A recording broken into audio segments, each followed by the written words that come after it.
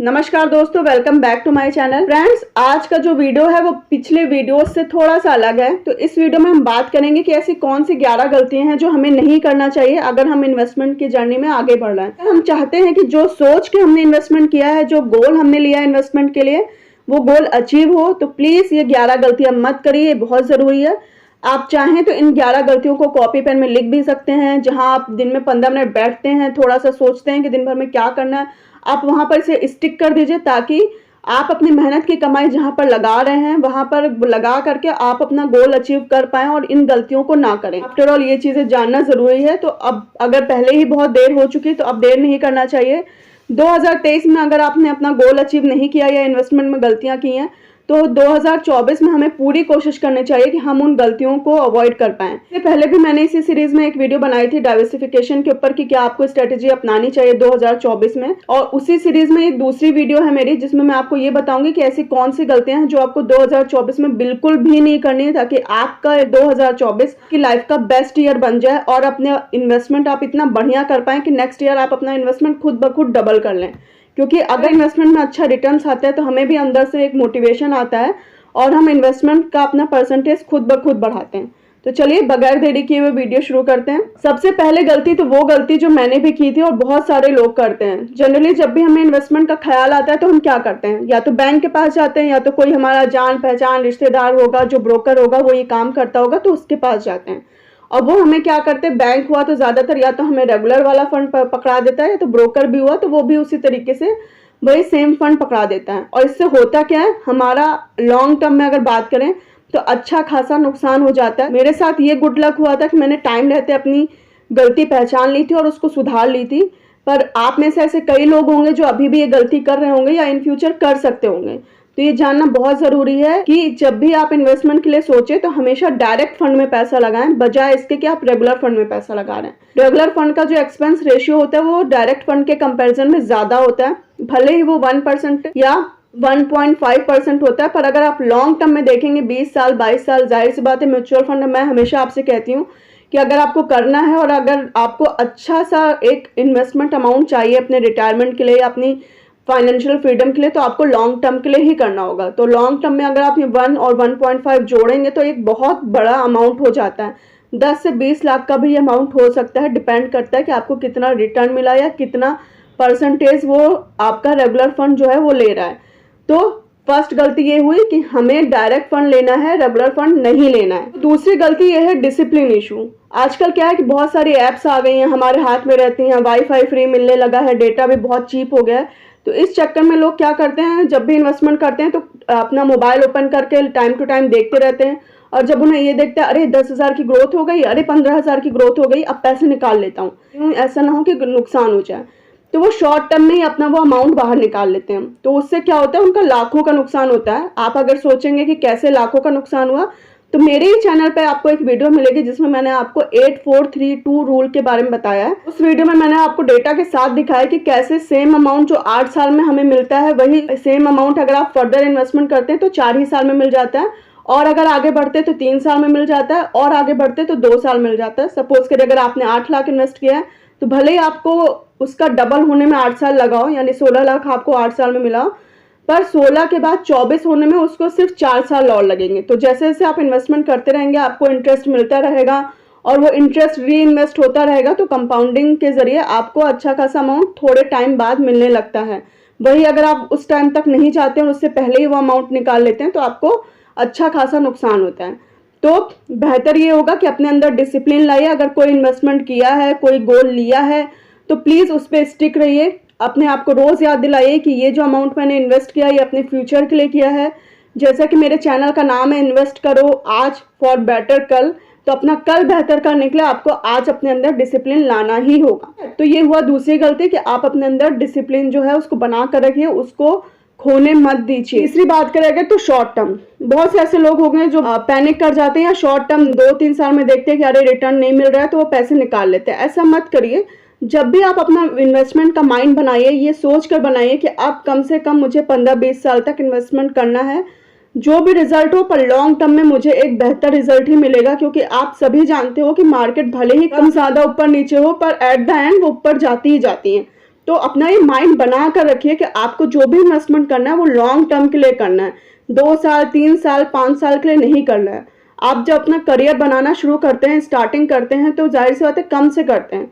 हो सकता है शुरुआत में आपकी सैलरी ना बढ़े, पर जैसे जैसे आपका एक्सपीरियंस बढ़ता है, आपकी स्किल्स बढ़ती हैं, अपने ऊपर जो आपने मेहनत की होती है, जो आपने जॉब में अपना एक परफॉर्मेंस दिया होता है, उसके बेसिस पे ग्रोथ मिलनी शुरू होती है। तो जब आप अपनी पर्सनल लाइफ में, अपना करियर में इतना टाइम दे रहे हैं विद पेशेंस, तो इन्वेस्टमेंट के केस में तो आपको जरूर देना चाहिए, क्योंकि वही है जो आपको कल काम आएगा। तीसरा आपका हो गया शॉर्ट टर्म के लिए इन्वेस्टमेंट बिल्कुल नहीं करनी, लॉन्ग टर्म के लिए करनी। अब बात करते हैं चौथी गलती की। तो चौथी गलती लोग ये करते हैं कि ईएलएसएस फंड का फैंसी सा नाम सुनते हैं और वो ईएलएसएस फंड ले लेते हैं, भले ही वो इनकम टैक्स के ब्रैकेट में ना आ रहे हो। अगर आप इनकम टैक्स ब्रैकेट में आ नहीं रहे हैं तो आपको फंड लेने की जरूरत ही क्या है, उससे बेटर ऑप्शन अवेलेबल है, आप वो फंड लीजिए।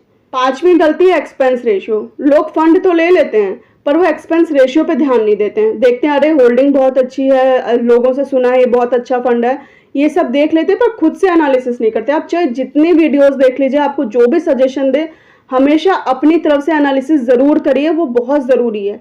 तो जब भी एनालिसिस करिए एक्सपेंस रेशियो वाला पार्ट जरूर देखिए। ये मत सोचिए कि 0.5 का ही फर्क आएगा या 1% का ही फर्क आएगा। आप अच्छे से चेक करिए कि कौन से फंड में कम एक्सपेंस रेशियो, क्योंकि लॉन्ग टर्म में आपको एक्सपेंस रेशियो से बहुत फर्क पड़ेगा। जिसमें एक्सपेंस रेशियो कम हो वही फंड आप लीजिए। उसके लिए जरूरी है, पहला जो मैंने आपको फर्स्ट मिस्टेक बताई थी, डायरेक्ट फंड ही लीजिए।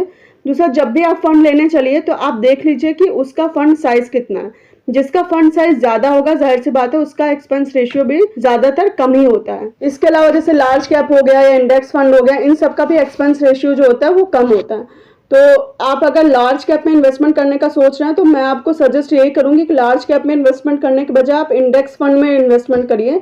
क्योंकि लार्ज कैप और इंडेक्स फंड में अगर आप एक्सपेंस रेशियो का फर्क देखेंगे तो इंडेक्स फंड में एक्सपेंस रेशियो बहुत कम होता है, और लार्ज फंड में भी वही टॉप 100 कंपनी आनी है, इंडेक्स फंड में भी वही टॉप 50 कंपनीज आनी है।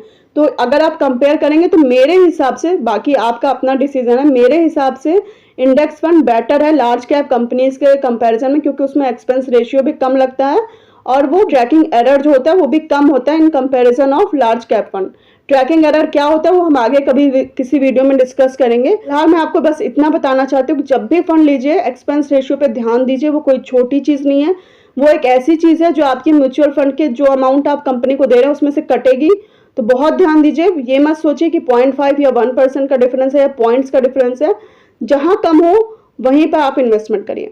अब बात करते हैं छठी गलती की। छठी गलती यह है कि डिविडेंड रिलीज फंड के बारे में लोग सुनते हैं, उन्हें लगता है अरे चलो एक और इनकम स्टार्ट हो जाएगी, इनकम के सोर्सेज तो बढ़ाने चाहिए, तो क्यों ना हम यही वाला फंड ले लेते हैं, इसमें हमें महीने के कुछ कुछ पैसे मिलते जाएंगे।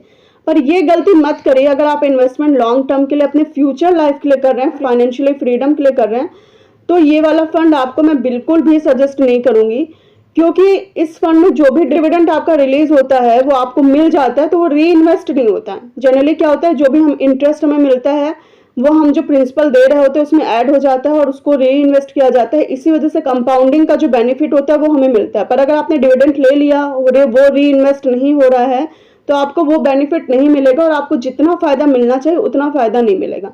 हाँ, अगर कुछ लोग हैं जो एज ए पेंशन प्लान इसको ले रहे हैं तो हाँ उनके लिए ठीक है, चलो वो डिविडेंड रिलीज वाला फंड ले रहे हैं। पर बाकी अगर आपकी एज अभी कम है, आप इन्वेस्टमेंट आगे तक कर सकते हैं, तो डिविडेंड रिलीज फंड को अवॉइड करिए।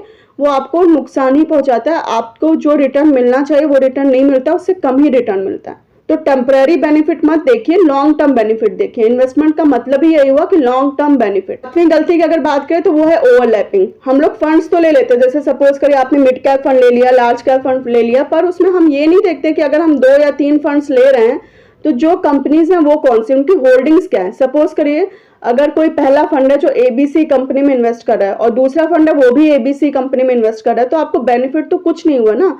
अल्टीमेटली आपको लग रहा है कि आपने 2 फंड्स में इन्वेस्ट किया है पर आपका पैसा तो उन्हीं कंपनीज में जा रहा है, तो रिटर्न्स भी आपको सेम ही मिलेंगे। तो इस ओवरलैपिंग से बचिए, थोड़ी सी एनालिसिस करिए, थोड़ा सा टाइम दीजिए जब भी आप इन्वेस्टमेंट के लिए म्यूचुअल फंड में जाते हैं। सबसे पहले आप उस कंपनी की होल्डिंग्स पे जाइए और जो टॉप की 5 कंपनीज हैं उनको देखिए, जिसमें अलग अलग हो उन फंड्स में पैसा लगाइए ताकि आपके पैसे अलग अलग जगहों पे जाए, अलग अलग जगहों पे इन्वेस्टमेंट हो और उस हिसाब से आपको बेनिफिट हो। तो 7वीं गलती जो हमें नहीं करनी, हमें ओवरलैपिंग नहीं करनी है, ओवरलैपिंग से बचना है। अब बात करते हैं 8वीं गलती की। 8वीं गलती, जैसा कि मैंने आपको बताया कि आप जब भी म्यूचुअल फंड में इन्वेस्ट कर रहे हैं तो थोड़ा सा टाइम दीजिए, प्रॉपर एनालिसिस करिए।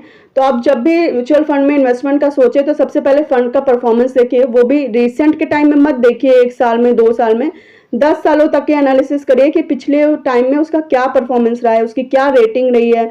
और तो और जो उसमें फंड मैनेजर हैं उनकी परफॉर्मेंस भी बहुत मैटर करती है। जो भी उसका फंड मैनेजर, आप उसको देखिए कि वो फंड मैनेजर का परफॉर्मेंस क्या रहा है, वो इस फंड में कितने टाइम से है, लंबे टाइम से है कि नहीं है, ये सारी चीज़ें देख लीजिए, फंड साइज देख लीजिए। सब चीज़ देखने के बाद ही उसमें म्यूचुअल फंड में आगे बढ़िए और उसमें इन्वेस्टमेंट करिए। आपकी मेहनत की कमाई है, आपको अगर 1 घंटा 2 घंटा लगाना भी पड़ता है, इनफैक्ट अगर आपको उतनी नॉलेज नहीं है 1 दिन 2 दिन भी लगाना पड़ता है, तो आप प्रॉपर एनालिसिस करिए, उसके बाद ही कहीं पर अपना पैसा लगाइए। क्योंकि मेरा मानना है भले ही आपका 100 रुपया 1000 में ना बने, पर ऐसा भी ना हो कि 100 रुपये जो है वो 90 पे आ जाए। तो थोड़ा सा टाइम दीजिए, आपका अपना पैसा, और उसके बाद एनालिसिस प्रॉपर करने के बाद ही आप इन्वेस्टमेंट करिए। 9वीं जो गलती है वो मैंने आपको जो 2024 की मैंने आपको स्ट्रेटेजी बताई थी डाइवर्सिफिकेशन की, उस डाइवर्सिफिकेशन को फॉलो ना करना एक बहुत बड़ी गलती है। जब भी आप इन्वेस्टमेंट करिए, डाइवर्सिफिकेशन का जो प्रिंसिपल है उसको जरूर फॉलो करिए। अगर आप सेफ खेलने वाले हैं तब भी डाइवर्सिफिकेशन रखिए, बस परसेंटेज चेंज कर दीजिए। फॉर एग्जाम्पल आप 70% जो है वो आप सेफ फंड्स में जो है इन्वेस्ट करिए, बाकी का जो 30% है उसको आप जो है डाइवर्सिफाई कर दीजिए। 15 एक जगह पे लगा दीजिए, 15 एक जगह पे, या 20 एक जगह पे, 10 एक जगह पे, आपके ऊपर डिपेंड करता है। पर एक ही जगह पे इन्वेस्टमेंट मत करिए, थोड़ा सा डाइवर्सिफिकेशन अपने पोर्टफोलियो में रखिए। चाहे आप तो इंटरनेशनल फंड्स में लगा सकते हैं, वो भी आजकल बहुत अच्छा ऑप्शन हो गया है। इंटरनेशनल फंड्स के ऊपर भी मैं कोशिश करूंगी एक सेपरेट वीडियो लाने की। इंटरनेशनल फंड में जो आप इन्वेस्टमेंट करते हैं उसका भी बेनिफिट मिलता है। इसके साथ साथ डॉलर का प्राइस तो दिन ब दिन बढ़ता ही जा रहा है, तो अगर करेंसी का प्राइस बढ़ रहा है तो वो भी बेनिफिट आपको मिलता है। तो वो भी एक अच्छा इन्वेस्टमेंट ऑप्शन है। मैं आपके लिए उसके लिए सेपरेट वीडियो भी लेकर के आऊंगी। तो मेन मुद्दा ये है कि आप अपने पोर्टफोलियो में डाइवर्सिफिकेशन जरूर से जरूर रखिए। आप अपने गोल के हिसाब से इन्वेस्टमेंट करिए। अगर आपकी एज कम है, आपके पास अभी टाइम है कि आप थोड़ा सा रिस्क ले सकते हैं, थोड़ा सा एग्रेसिव आपका इन्वेस्टमेंट का तरीका है, तो आप स्मॉल कैप फंड में भी इन्वेस्टमेंट कर सकते हैं, ताकि जो भी आपका गोल है आप उसको अचीव कर पाएं। नो डाउट फाइनल डिसीजन आपका अपना होता है। अगर आपको नहीं रिस्क लेना है, आप सेफ ही खेलना चाहते हैं, तो आप उसी हिसाब से इन्वेस्टमेंट कर सकते हैं। अब लास्ट जो गलती होती है उसके बारे में बात कर लेते हैं। लास्ट गलती ये होती है कि सपोज करें हमने अभी अभी अपना करियर स्टार्ट किया और हमने 500 या 1000 रुपए से इन्वेस्टमेंट किया, अब 1 साल हो गया, 2 साल हो गए, वही 1000 रुपए इन्वेस्ट होते जा रहे हैं। तो ऐसा मत करिए। अगर आपका जैसे जैसे साल बढ़ा, कोशिश करिए कि आपका जो इन्वेस्टमेंट का अमाउंट है आप उसको भी बढ़ाइए। जब भी आपको दिवाली बोनस मिल रहा है, या आपका अप्रेजल हो रहा है, या आपको बोनस किसी और तरीके का मिल रहा है, या आपका इंसेंटिव आ रहा है, कोशिश करिए कि उस महीने में थोड़ा सा ज्यादा इन्वेस्ट कर दीजिए। भले ही आप 100 रुपए इन्वेस्ट करिए, 500 रुपए ज्यादा इन्वेस्ट कर दीजिए, नॉट एन इशू, पर जरूरी ये है कि आप थोड़ा उसको इंक्रीज करिए। बल्कि मेरी जो पिछली वीडियोस होंगी मैंने आपको उसमें बताया भी है कि जैसे जैसे टाइम बढ़े ना, कोशिश करिए आपके खर्चे का परसेंटेज सेम वही रहे और इन्वेस्टमेंट का परसेंटेज बढ़े। अगर हमने अपनी करियर के स्टार्टिंग में 10% इन्वेस्टमेंट से स्टार्ट किया है, तो जैसे जैसे टाइम बढ़े तो उसको 20 करिए, 25 करिए। अगर आप इतना परसेंटेज एकदम से नहीं बढ़ा सकते हैं तो 10 को 10.5 करिए, 11 करिए। जरूरी ये नहीं कि आप एकदम से जंप कर रहे हैं, जरूरी ये है कि आप उसको बढ़ाइए। जैसे महंगाई बढ़ रही है उसी हिसाब से आपको भी अपना फ्यूचर प्रिपेयर करना है। तो महंगाई के हिसाब से आपको इन्वेस्टमेंट और उसके रिटर्न्स का ध्यान रखना है, और उसी हिसाब से आपको आज इन्वेस्टमेंट करना है। तो बहुत जरूरी है कि आज अगर आप 1000 का इन्वेस्टमेंट कर रहे हैं तो आप उसको 1100 करिए, 1200 करिए, 1500 करिए। अगर आप 1100 1500 नहीं कर सकते तो जब भी जिस महीने में आपकी थोड़ी सी ज्यादा सेविंग हो, या जब भी आपको बोनस मिले, उस महीने में आप ज्यादा जो है अमाउंट जो है वो सबमिट कर दीजिए SIP में। तो ये वो 11 गलतियां थी जो हमें नहीं करनी है म्यूचुअल फंड के केस में, ताकि हमें एक अच्छा बेनिफिट मिले। मैं 1 बाय 1 एक बार सारा समराइज भी कर देती हूँ। सबसे पहली गलती है कि हमें रेगुलर फंड नहीं लेना है, हमें डायरेक्ट फंड लेना है। दूसरा ये है कि हमें अपना डिसिप्लिन जो है बना के रखना है, अपना डिसिप्लिन इन्वेस्टमेंट के मामले में नहीं खोना है। तीसरा ये है कि हमें शॉर्ट टर्म के लिए इन्वेस्टमेंट नहीं करनी है, हमें लॉन्ग टर्म के लिए इन्वेस्टमेंट करनी है। चौथा ये है कि हमें एक्सपेंस रेशियो का ध्यान रखना है, एक्सपेंस रेशियो एनालिसिस करनी है, जिसमें कम एक्सपेंस रेशियो होगा उसी में इन्वेस्टमेंट करना है। पांचवा ये है हमें ELSS फंड में तभी इन्वेस्टमेंट करना है जब हमें टैक्स का बेनिफिट चाहिए हो, अदरवाइज अगर हम टैक्स ब्रैकेट में नहीं आ रहे हैं तो ELSS फंड नहीं लेना है। छठा जो हमें अवॉइड करना है वो है कि हमें डिविडेंड रिलीज फंड नहीं लेना है। अगर हमारा पर्पस वो नहीं है तो हमें डिविडेंड रिलीज के बजाय री इन्वेस्टमेंट पे ध्यान देना है, ताकि हमारा जो अमाउंट है वो री इन्वेस्ट हो पाए और हमें कंपाउंडिंग के जरिए एक अच्छा खासा अमाउंट मिल पाए। सातवीं जो गलती हमें नहीं करनी है, ओवरलैपिंग अवॉइड करनी है, फंड्स की प्रॉपर एनालिसिस करनी है, अलग अलग जगहों पे ही पैसा लगे उन्हीं फंड्स में इन्वेस्टमेंट करना है। आठवां हमें जो करना है वो ये है कि भले ही हमें थोड़ा सा टाइम लगे पर हमें फंड्स का प्रॉपर एनालिसिस करना है, क्या उसका पास्ट परफॉर्मेंस रहा है, कौन उसका फंड मैनेजर है, ये सारे एनालिसिस करने के बाद ही इन्वेस्टमेंट करना है। 9वां हमें ध्यान देना है कि हमें अपने पोर्टफोलियो में डाइवर्सिफिकेशन लाना है, डाइवर्सिफिकेशन लाने के बाद ही इन्वेस्टमेंट करना है। 10वां हमें अपने गोल के हिसाब से इन्वेस्टमेंट करना है, जो भी हमारा गोल है उसके हिसाब से कितने टाइम पीरियड के लिए करना है, कौन कौन सा फंड लेना है और स्मॉल कैप में ज़्यादा इन्वेस्टमेंट करना है या नहीं करना है, ये सारी चीज़ें अपने गोल के हिसाब से इन्वेस्ट करनी है। 11वीं जो गलती सबसे ज़्यादा इंपॉर्टेंट है, हम अपना SIP का जो अमाउंट है वो सेम नहीं रखेंगे, हम उसको टाइम टू टाइम बढ़ाएंगे या उसमें टॉपअप डालेंगे या फिर उसका परसेंटेज आने वाले टाइम में इंक्रीज करेंगे। आप 2024 में डिसाइड कर लीजिए कि अगर 2023 में अगर आप SIP कर रहे थे 1000 की, तो आप इसको 1100, 1500 जैसा भी आपका बजट हो उस हिसाब से ला करके आप इसको इंक्रीज करेंगे और इन फ्यूचर भी इंक्रीज करते रहेंगे। तो आई होप आपको वीडियो में जो भी चीज़ें मैंने इंपॉर्टेंट बताई हैं वो आपको पसंद आई होंगी। जनरली बातें सारी छोटी छोटी हैं, पर यही छोटी छोटी बातें बहुत मेजर रोल प्ले करती हैं लॉन्ग टर्म इन्वेस्टमेंट के केस में, और जनरली हम इन सब चीज़ों पे ध्यान भी नहीं देते हैं। तो इसलिए बहुत ज़रूरी है कि कोई हो जो आपको ही रिमाइंड कराए कि हाँ ये छोटी बातें ही बहुत ज़रूरी हैं। आप प्लीज़ अपने इन्वेस्टमेंट की जर्नी में इन बातों का ध्यान रखें। तो अगर आपको मेरा वीडियो पसंद आया हो तो आप प्लीज़ इस वीडियो को लाइक करिए और मेरे चैनल को सब्सक्राइब करिए और कमेंट करिए, ताकि मुझे भी मोटिवेशन मिले और मैं इसी तरीके के और भी वीडियोस ला पाऊँ। चलिए मिलते हैं नेक्स्ट वीडियो में। आप सभी अपना ध्यान रखिए। Bye bye and take care.